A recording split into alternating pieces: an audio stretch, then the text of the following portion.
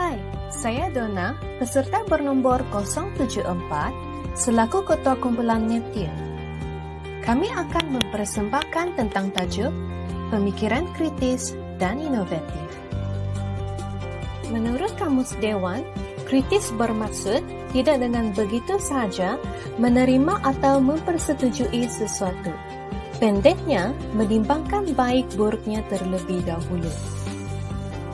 Manakala, kreativiti ialah kebolehan atau keupayaan untuk mencipta, mewujud dan menghasilkan sesuatu yang baru atau dalam bentuk baru melalui kemahiran imajinasi. Inovasi pula ialah kaedah mencari jalan untuk menghasilkan produk atau perkhidmatan yang lebih baik sama ada melalui pengubahsuaian atau penambahbaikan. Hai, saya Nur Nabila dengan nombor peserta 075. Kenapa kita perlu berfikir secara kritis dan inovatif? Kebaikan 1. Tingkatkan kualiti dan prestasi. Kebaikan 2. Memudahkan kehidupan. Kebaikan 3. Menjimatkan masa dan kos.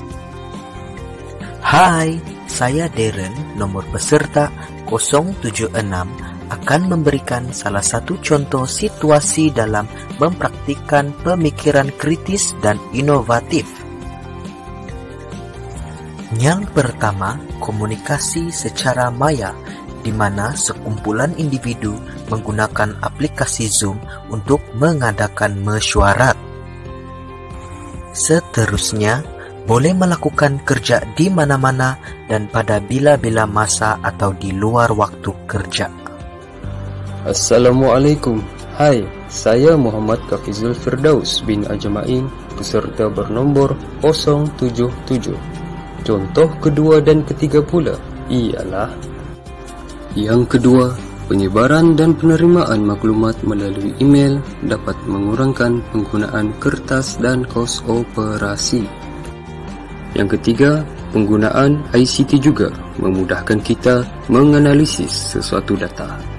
Pejabat awam haruslah sentiasa progresif dalam menguasai kemahiran baru. Hai, saya Wani, peserta bernombor 078. Contoh situasi yang keempat dan kelima pula ialah pengeluaran resit secara atas talian menjamin ketulusan, mempercepatkan proses dan membantu sistem penyimpanan data yang baik.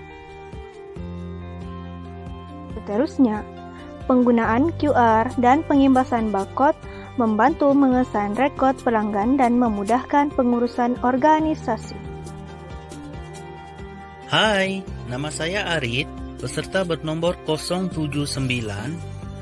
Contoh situasi yang ke-6 dan ke-7 ialah: yang ke-6, permohonan atau platform e-dagang atas talian, membantu pelanggan orang awam atau usahawan di bawah bimbingan kementerian atau jabatan atau agensi, mencipta pasaran baru dan memperluas jangkauan produk. Ketujuh, pembangunan R&D. Pembangunan R&D membantu menarik pelabur asing agar pemindahan teknologi berlaku. Contohnya, teknik pembuatan atau penanaman atau penternakan baru dan juga produk hiliran baru.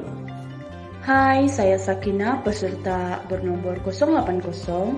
Pemikiran kritis dan inovatif juga bermaksud mengangkat budaya dan pemikiran penjawat awam dalam budaya berfikir kelas pertama. Pemikiran berkelas dunia melalui kursus, counseling, dan persekitaran kerja yang positif menganggap pekerjaan adalah mulia. Hai, saya Richie, bernomor 081. Contoh minda kelas pertama adalah: pertama, tidak punteng. Kedua, tidak berjual beli semasa bekerja. Dan ketiga, sentiasa mesra kepada pelanggan. Dan terakhir, menepati masa bekerja. Kebolehan untuk mengatasi kesukaran dalam membuat keputusan. Contohnya, menjawab aduan awam tentang bencana alam seperti tanah runtuh dan kerusakan fasiliti awam. Hai, saya Dayang Sari Bulan. Nomor peserta 082. Apakah kebaikan pemikiran kritis dan inovatif terhadap penjawat awam? Apa ya? Yang pertama, meningkatkan imej perkhidmatan awam. Yang kedua, meningkatkan kepuasan pelanggan dan stakeholders. Yang ketiga, meningkatkan kualiti dan produktiviti perkhidmatan. Yang keempat, menambah baik kerjasama antara agensi dan jabatan. Saya Nur Farina, peserta bernomor 083. Sebagai penjawat awam, kita haruslah berwaspada terhadap penggunaan ICT dalam pengamalan pemikiran kritis dan inovatif. Ini adalah untuk melindungi maklumat rahasia dan terperingkat kerajaan kerana kita terikat dengan Akta Rahsia Rasmi 1972, Arahan Keselamatan Kerajaan dan Buku Arahan Keselamatan iaitu Perkara 42 hingga 60. Aku janji Pegawai Awam Negeri Sabah 2008 dan semua peraturan berkaitan yang berkuat kuasa. Hai, saya Nur Hikmah, peserta 084. Sebagai kesimpulan, marilah kita sebagai penjawat awam mempraktikkan berfikir di luar kotak untuk memastikan penyampaian perkhidmatan yang berkesan dan berkualiti.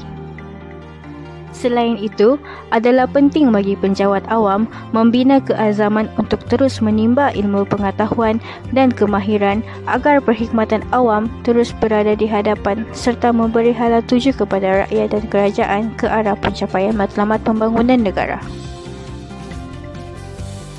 Terima kasih dan selamat maju jaya.